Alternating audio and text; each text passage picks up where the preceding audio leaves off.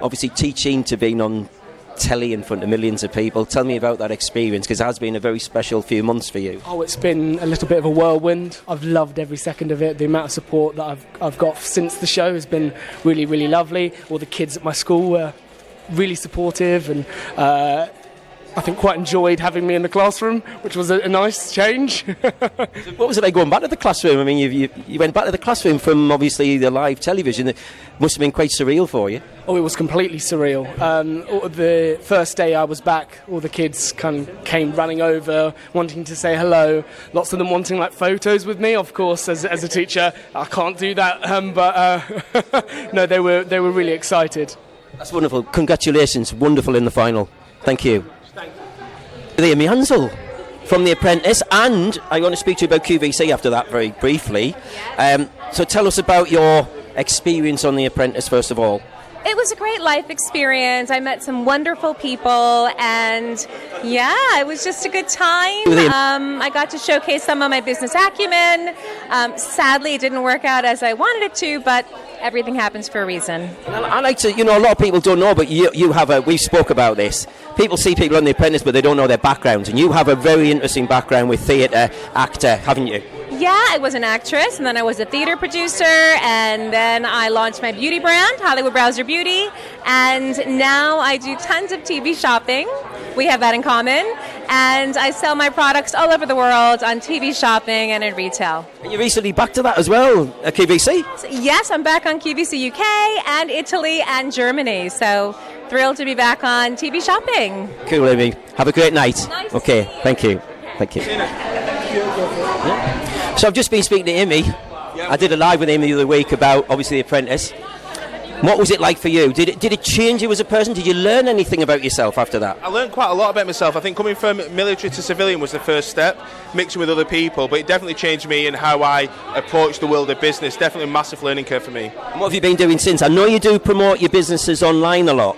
Yeah, I promote my security business, which is doing really, really well. But now I'm doing like motivational speaking and educational speaking, and we've just got some exciting news that we're going to be sharing soon. So I want to talk to you about the Shop and Telly task. I have presented for a year on the GJC, the Jury Channel. I know what it's like. When I was watching that, I'm going, oh yeah.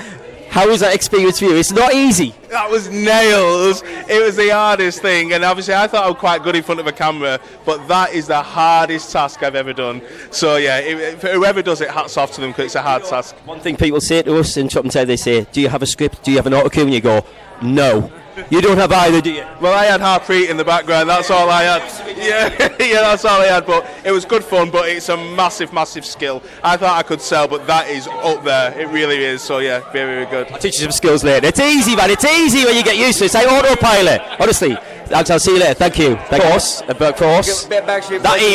era. Come on, it's good. It's good, it's good. Yes, sir. Now I want to speak to you about Celebs Go Dating. An interesting journey for you in that, wasn't it, on that programme? All I needed to do was get through the whole show without making an idiot of myself, leaving with some dignity, trying not to embarrass my date at the same time. Unfortunately, there's no wedding bells. Sure. But hey, we are here still. But I loved it. Great show. I want to speak to you about the very special people that on the panel of that, Tom, Paul and Anna. Come on. I know Paul quite well now from interviewing him. What a great guy and what a great set of people they are. Don't get no better. Yeah. It doesn't get no better than them, man. So to have shared a moment, let alone on TV with these guys, and they made me look good. So thank you so much for that if you're watching this. But just very quickly, what's happening with the band at the minute? I don't even know. I'm just day by day enjoying my life. Yeah, no stress. Yeah. Have a great night, Abs. Thank you. No, it's all right. It's all right. So, what are your fondest memories of your time on Love Island? Do you know what it is? It seems like so long ago. It was like 2 years ago now. It would probably be my entrance. Yeah. My entrance when I walked in and I had to do like a lap dance on all the guys. I think that was definitely my highlight. And then the rest of it is just so much happening in such a short space of time. But yeah. I mean, really, you were going in the best time because, unfortunately, we were all staying. And people would probably never called Love Island, actually watched it and got into it then, didn't they? Yeah, well, obviously COVID happened during that time, didn't it? It was the first ever winter one. But yeah, when I came out, COVID happened. So, but things are obviously much better now. I'm happy that we're we're back to normal, and here we are. What are you thinking of the current series? Are we rooting for Adam again, seeing he's a North East guy? Do you know, obviously he's from my area, so I do like the lad, he's doing well in there, of course, but I'm rooting for Ekin-Su and Davide, man. They're my favourite, absolute favourite. I think, personally for Ekin-Su, I think she started off, she's one of these that starts off maybe as a little bit of a villain, but then suddenly people are going, hold on a minute, she's actually a really, really nice person. Do you know what it is? She's been, since she walked in that door, I've loved her. Absolutely loved her. I thought she was great. And she's just stayed the same person, you know, she's not put on a show, she's not put on a front, she's just absolutely smashed. I think she's kind of become like the mother kind of thing. She's that person who's giving out that advice. Yeah, well, people didn't really like her at the start, did they? Now everyone loves her, but I think it's because she's just says it how it is, and she's just her. So are you based in the North East now? I know you've just said you've been to Dubai. Are you still based up North East? No, I'm back in the UK for now, so I'm in Newcastle at the minute. But who knows where I'll end up next. It's all right, man. It was 30 degrees, 35 degrees back home last week. We were like, what? What's this? It's unheard of in the North East, that, man, isn't it? Yeah, then anywhere else. Have a great night, Rebecca. Thanks for speaking to us. Thank you. All right, man. It was 30 degrees, 35 degrees back home last week. We were like, what? What's this? It's unheard of in the North East, that, man, isn't it? Yeah, then anywhere else. Have a great night, Rebecca. Thanks for speaking to us. Thank you. A young gentleman with who was a ventriloquist. How has it been since the BGT final? It's been crazy, really. It was such a great experience, you know, I just didn't want it to end. And you are in, you're going to be in a pantomime up near my neck of the woods, I believe. How's that going? Well, I've not started rehearsals yet. I think most of the cast already have. But I'm really looking forward to that. Yeah, it'll be great. Can we get any words from this one here? Yeah, I am so excited, you know, for tonight and pantomime as well. I can't wait. I get to be cheeky and chatty and as funny as always. Oh, thank you. Have a great night. Thank you. It's just warm here. Beautiful sunny summer. Oh, it is. It's lovely. So we're here, everybody, with the stars of Strictly Come Dancing. Wow!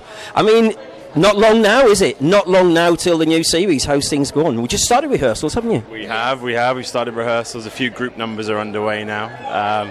It's very exciting. It's come around very quickly, but we've been very busy, you know, with tours and stuff like that. So it's nice to have the gang back together with some new faces as well.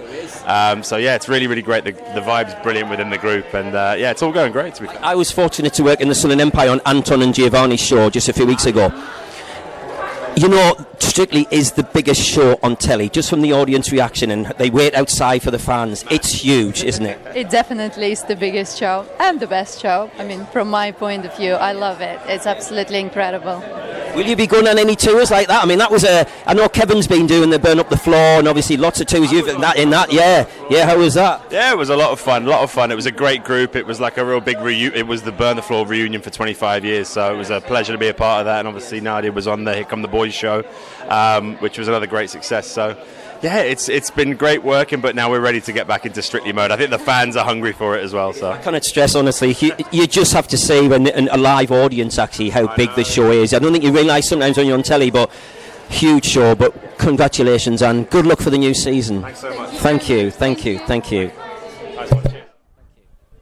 All those years when we just couldn't go anywhere because we thought we might kill somebody.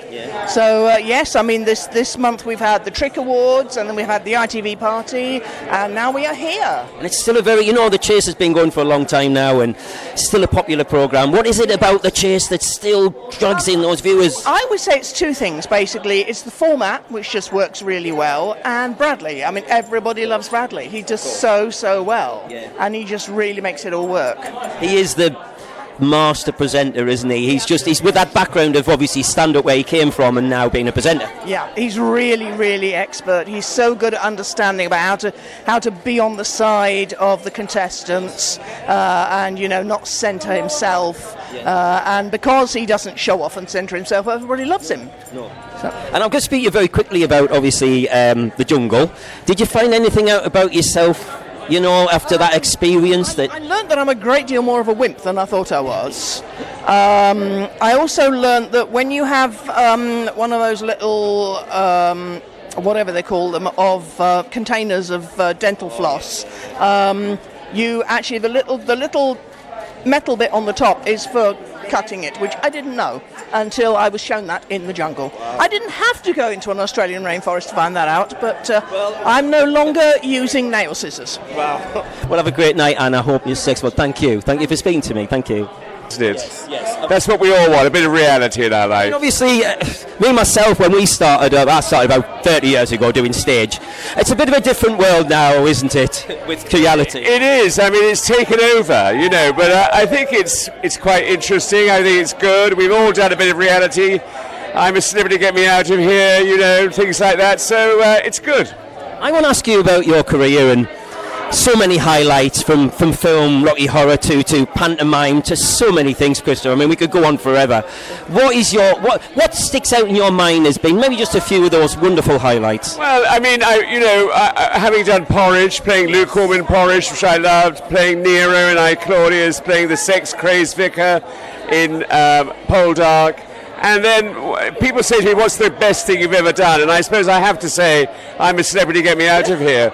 Because to become king of the jungle because of the public was very important to me. They love you, Christopher. They love you. We all love you. We always have. Have a great night, sir. Thank you very much. Honoured to meet you. Honoured to meet you. Thank you. Thank you. Last night. God, she is amazing, and she's got the best voice I've ever heard. She really had. And then my friend Leslie Joseph was in it, so she was even nicer. She was even more wonderful, obviously. Leslie's played a lot of roles, hasn't she? Annie, she's been in Frankenstein. So I've seen her in everything. I've travelled all around the country to see her. I know. I even went to Blackpool once. Took me 5 hours to get there. Saw her and then come back again. So I want to speak to you about Loose Women, because Loose Women is what I would call a television institution. It's kind of one of those programmes, and it's a great show to be a part of. It looks a great show. And I think because of lockdown, more men started watching it. Because my cab driver tonight said to me, "Oh my God, I watched you lot during lockdown." He said, "And I still watch you now." He said, "I got into watching it all the time." And we have been like the first at a lot of things, you know, like we did our body stories where we're all untouched in our swimming costume. We also were the first people to talk about menopause and HRT and all of that. So, yeah, we've been groundbreaking sometimes. We really have. You know, I'm still getting used to these nights, because I'm from an era where I grew up with 8.5 Hot Mum, and some mothers do have them, you know. It's changed a lot, television, hasn't it? But we need to have a good sitcom, don't we? They don't really do that many sitcoms anymore, do they? Not like the old ones and that. I know, yeah. We need to bring them back, I think, because they were... I mean, everything's too politically correct. Everyone's scared to do something in case they upset somebody, so... Well, have a great night, Linda. It's an honour to speak to you. My name's Andy. Oh, nice to meet you, Andy. I would love a photo later on. Thank you very much. I've got my photo. I'll get it later. You go in and have a good night. Okay, thank you. Sorry, now you've got Do you think you like my new look? You look absolutely gorgeous. Thank you. So dapper. Thank you. Wonderful presenter, wonderful red carpet man. He is the best, and it's good to see you, gorgeous. I've been on QVC, United QVC. Did you? I did a bit of guesting there years ago. Yeah. I was working for Pitch World TV. Yeah. And they went bust. I had all these products ready to take on. They went bust. Okay. So, I've done them all. You know, she produced me on Big TV years ago. She used to be going for Yeah. Get my dress there. Sorry, my darling. Okay. 1, 2. Are we okay? So we're here with the stars of A Place in the Sun, Craig and Leah. It's a surreal list for me because we're very good friends here. But what is it like being on that programme? It seems like a lot of fun for a start. What is it like filming in the sun rather than cold Britain? Would you believe me if I said it's really, really hard work? It's hard work. Nobody believes us ever, but it's hard work, you know. But we're not complaining. We have a really good time on the road. There's a lot that goes into it. But I mean, imagine when you're filming in sort of 45-degree heat. You know, normal people on the beach are in a bikini, right? Or in trunks, they could go for a swim. Wearing full hair, makeup, outfit. It's not like slumming it on a beach. It's a bit different. Full hair, obviously. Yeah. No. Someone else is here. So Danny, come down here. Danny's here as well. Come on down. We're doing a Place in the Sun special here. Place in the Sun special. Come on, Danny. We're just talking about A Place in the Sun, and what I want to ask is, this is a staple of British television, and it has been for many years, yeah? What is it about A Place in the Sun that keeps being a staple in British television? The escapism. and the fact that everybody's wants that dream and spends so many years thinking about it. So I think they put on the telly and it becomes a bit more real, and they can escape to what they're hoping to do in the future, hopefully. Yeah, the same. And I think it's beaches, it's beautiful, it's properties, it's beautiful places to see, it's sunshine. It's a world away from everyday life, isn't it? Yeah. Well, I just think, people watch it because they think what they could have, whether it's the £1 million house, or whether it's the other houses, and they think, what can I get from my budget and where? And like Danny said, it's that escapism. I think it's great. I mean, there's got to be an occasion where you've had the 3 houses, you've got your favourite, and your couple, whoever, are going for a different house. Is that the poker face time, or is it a kind of, do I still need to edge them towards that one that I think is the best suit? No, never. They've got to go for what they want to. It's their money and their dream. We are just there as facilitators, aren't we? We're just there to hold their hand, to guide them around, show them around the area, show them the best 5 properties that we've got lined up for them. And that's it. The rest is in their hands. We sit back and we'll make the call. And it's a real phone call, by the way. It is. Everything's real on television, folks. What is it? Put bets on with the directors. We're like, right, let's put money on number 3. What is it about living abroad? I mean, I worked abroad for a number of years, and I know what the lifestyle's like. It is a very, should I say, relaxing vibe when you're abroad, isn't it? It's something different than back home. Yeah, I've lived abroad as well, and there were some of my happiest moments of my life, actually. And there is. I think in this country we can get really caught up with the 9 to 5, running, and I think that's another thing about Place in the Sun. We get some time to relax and just see a different part of life. People just sit and have coffees abroad, man. They drink wine. They don't rush about. Not when you're filming. Well, maybe not. You need a lot. Said not when you're filming. And in fact, our house hunters, I think you guys would agree, they come along, they go, "Cool, blimey, this is hard work. Yeah. We didn't know you had to do all this. We didn't know you had to do it 3 times. You have to do 3 shots. You have to stand there. You have to do that." It's a lot more than meets the eye, but it's a wonderful program. It's been on screen now for 23 years, and people love it. So long may it rain. Thank you for speaking to me. Very special moment for me. Quite surreal moment, but I'll tell you about that later. Thanks. See you. Thank you. It's all right. It's all right. So, here was stars of Married at First Sight, Celebs Go Dating. Both different experiences for you, really. Can I start with you, Nikita, first? Because Married at First Sight, Married at First Sight was a great programme, isn't it? It's captured the imagination of the audiences in the UK. Yes, it does, yeah. Obviously, I didn't get what I wanted. I wasn't happy. But I just had to make the best out of a bad situation. I did try, but obviously it wasn't for me.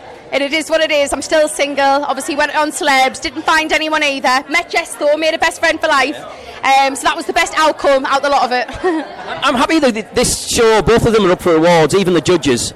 I mean, I speak to Paul regularly on Instagram, and Paul Carrick-Brunson is one of the nicest, most genuine guys I have ever met. And I've spoken to a lot of people over there. He's so nice. The 3 of them, all the judges on those programs are great. He generally gives advice that's real, that we need to hear. And even on Celebs Go Dating or Married at First Sight, you ask him a question and he wants the best for you. And I think that's the best thing about Paul. He's such a gorgeous guy and just wants the best for everyone. That's, even it's television. We all know television's supposed to be fun, but he's just such a great guy. Will you be watching the next series is currently being filmed, Married at First Sight. Will you be watching it? I will. I've got to, because we've just filmed the reunion. So obviously we've had a little sneak preview of what the new one's going to be like. But they're both there soon. So our maths 1 year on, and then their show coming out. So the new Married at First Sight. So yeah, it'll be a good one. I mean, these programs, people say, it's never going to work. Matt and Daniel, for a start, 2 great guys. I've met them both, and again, 2 great guys, aren't they? And they've worked out. Yeah, they have. I was with them last week, so they're still together, happily married. They've moved to Ireland, so they're solid. They're like that. Well, thank you for speaking to us, ladies. Thank you. Lovely to meet you. I know we have. Take care. So we were talking about The Apprentice earlier, and now we're talking to an individual winner of The Apprentice. I mean, this is something special for you, isn't it? Yeah, it's really exciting. I mean, I just love The Apprentice, and it's been such a great show. So to win an award for the best personality is actually really cool. I mean, you're up against some pretty stiff competition. I didn't actually think I was going to win, so I didn't actually have a speech prepared. But no, it's really nice. I mean, it has, in effect, in the last year, changed your life in a lot of ways, especially with your business. Tell us a bit more about that. Yeah, I mean, it's great exposure for the business. I came second, which I was really, really proud of. But it's been great exposure, and the business is doing really well. So I'm really, really excited for the future. Thank you. It's a wonderful award. Put it on your mantelpiece. Absolutely. Where are you going to put it? I'm going to put this in my office. Because apprentice, office, it all ties up nicely. So. Well done. Congratulations. Thank you. Thank you. All of us, here we go. Yeah, we go. Where's Cece? Is she missing? Cece's just on the interview over there. Oh, we'll get her over after this. We'll get her in. We're just going to take a photograph. No, I never get photographs.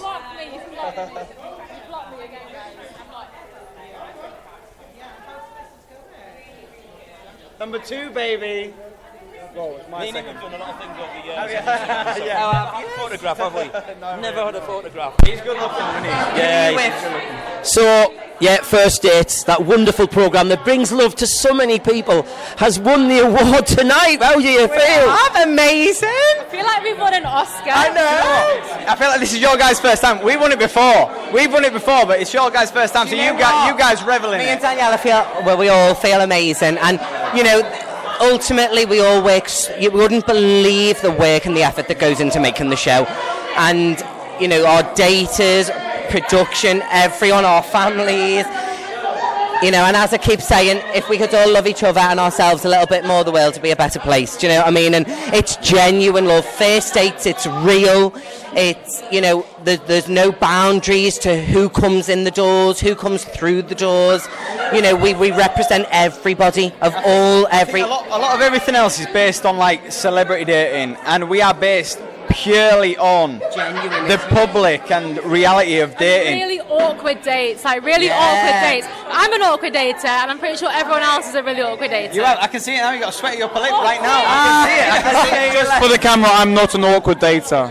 No, he's settled down now. Just for the camera, I'm looking for a date. All right, okay, you heard it here first. So I mean, it's a proper, I would say, a feel-good show. Do you know what it is? And it's down to earth.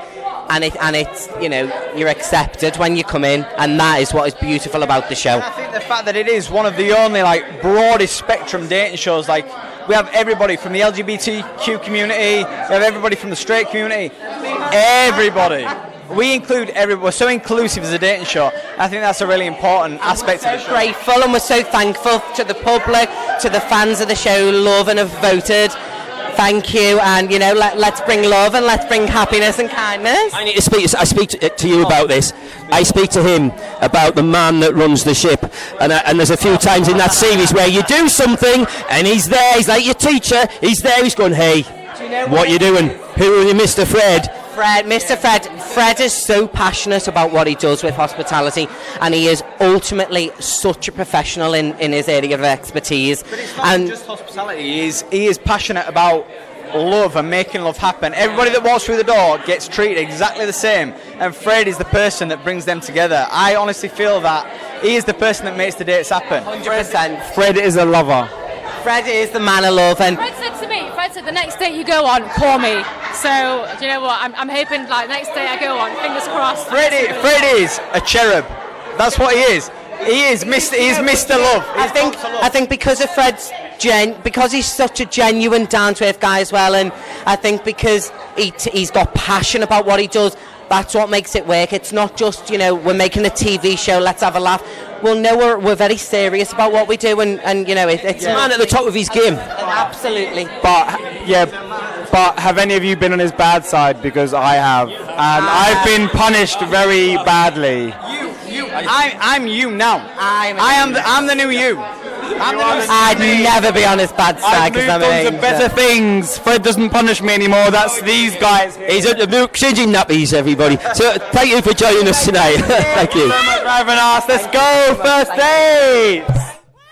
Come Dancing, how is things going? You just started? We just started. It's going incredible. I mean, Strictly is a big show, so we always try to get better and better. The rehearsals are going very, very well, I have to say. I have to say, I was speaking to you just before we came on camera about Anton and him and me, and I saw the audience reaction. I was in the audience, looking after the audience, and when they came out, believe me, Strictly is the biggest show on telly, bar none. I think it is, and the reason why is because it's a show for everybody. It's a show for young kids and for all ages. Yeah. And we always bring some joy to people. That's at least what the people come to say to me and to all of us when we do meet and greet with them on the show. So we just bring joy. So we're very happy about this. I mean, you look at the audience for Strictly. I mean, that audience that night, there was little girls, Absolutely. 4 or 5. Yeah, There was old ladies of about 80. Yeah. Honestly, it just transcended right the way through. For everybody. And that's the beauty of the show, I think. That's the reason why it's so successful. Oh, thanks, Giovanni. Pleasure. Thank you. Thank you. How does it feel? Yeah, it feels absolutely awesome. Yeah, I think we're all in shock a little bit, actually. Ask one of these lot. Yeah, I don't think we're... Go on, Navid. You know what? I feel like it's a fantastic show, The Apprentice, and I think we smashed it. Do you know what I mean? Yeah, I think so. Do you guys agree? No, I think there was some stiff competition, but it just shows you how popular the show is and how it's a much beloved show right now. So what was your favourite part of the show? I haven't spoke to you yet, sir. It was the boardrooms, definitely. That was my highlight. I kept going back, for the boardrooms. So I'm just grateful for this award, I just want to ask, I mean, Lord Sugar is this big businessman, a very, what I would say, imposing character, he's a lord. What is it like when he first walks through that door and you're all sitting there? I mean, how are you feeling at that point? To be fair, I don't know about you guys, but I actually found Karen Brady much scarier than Lord Sugar ever was. I mean, and he's actually really funny and quite kind, but the first time you walk in, it almost doesn't look real because you've always seen him on TV, but he knows what he's talking about and he only gives you a hard time when you've done something wrong, so all fair. Well done, everybody. Can't speak to everybody all at once, but there's too many. Congratulations to The Apprentice! Fantastic! Woo! I mean, it's been on for many years now, and still a great programme. What is the secret behind it? Its longevity. I think it's a combination that everybody from behind the scenes to the Chasers and Bradley, the producers, we're one big happy family, and we go to work with a smile on our face. It's an honour and a privilege to actually make these shows, and the public seem to love it, and we're really, really grateful that the public have stayed with the show for the last 13 years, and long may it continue. I mean, yeah, it's that dynamic between you four, whoever's on the top, and then 6, yeah, and Bradley and everybody else is very special. It is very, very special, and Bradley's a fantastic host here. We're thrilled that we picked up this award, and I've let everybody know from the Chase production team, and they're absolutely overjoyed that we've won this particular award. I want to speak to you about somebody, because I speak to Sean Williamson a lot online, right? He is a chaser. I mean, he is a chaser. He's very, very good. He's very, very good. He's won a couple of times on the shows. He's a very, very good quiver. Yeah. Well done. Congratulations on a great award. Thank you. Cheers, man. Here with the man himself, Mr. David Dickinson. I've been watching you for many years, and I must admit, I'm very proud and privileged to be speaking to you tonight. And you've won a very special award. Tell us about that. Well, it's contribution to television, but I've been very lucky. I've been doing television for 26 years. It seems like yesterday. I've just seen some clippings of myself with black hair. My hair is now grey. But you need a little bit of luck in this business, and I've had lots and lots of luck. I've had lots of good people around me that have helped me along the way. But the important thing is, I was taught many years ago, you see this camera here, don't kid to it, be real to it, be yourself to it, and if it likes you, it will really like you. You know what, sir? I'm going to tell you something. I worked on Bid Up TV, and you used to do our adverts. I started in 2004 on the programme that David did the adverts for. Yeah, and can you remember Peter Simon? Peter Simon, yeah? And he always used to say to me, the camera never lies, Andy. Well, you're absolutely right. One of my first shows, I had a young lady director, and she said to me, you see that thing, it's not a living thing, but it doesn't lie. Don't kid to it, because it will find you out and it will magnify it. But if it likes you, then it will really like you. I mean, you've got a lot of memories over the years. What's your favourite? What stands out for you? Really, if you could pick one. What stands out for me, just one thing. I've done so many shows.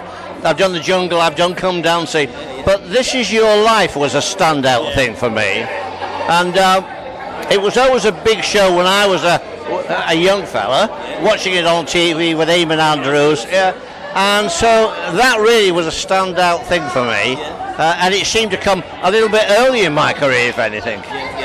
But I've enjoyed doing television all the time, and it's been a fantastic business. I've been fortunate.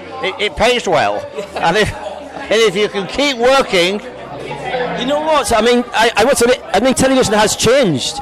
You know, we're here on a night celebrating reality TV. I mean, when you started, there was That's Life. That's Life was a reality show, wasn't it? But not much. Watching it tonight, I mean, there are such a lot of young people here, a lot of young talent here. And this show, this reality TV show, I'm here with my friend here, who is my series producer, and he was saying it really wants whipping together this thing. There's a lot of potential here, but it just wants a really good producer to perhaps put it together. But I mean, there's lots of young talent around. It's, We've had the Britain's Got Talent lot here tonight, and that just goes to show you can go on. I was watching the young boy on Britain's Got Talent. What a wonderful event. Unfortunately, the venues are not here for that boy now. He should be at Blackpool summer season, but he's not going to be there. Scarborough, that's gone now. Yeah. They've all gone. I know what you mean. Yeah. Well, it's a great privilege to meet you, sir. Thank you. Nice meeting you. Thank you for everyone that voted. That's the most important thing. And this is not cheap as chips. No. It's definitely not cheap as chips. This But I will flog it if you make an offer. Thank you, sir. Thank you. That's a pleasure. It's a pleasure. I was remembering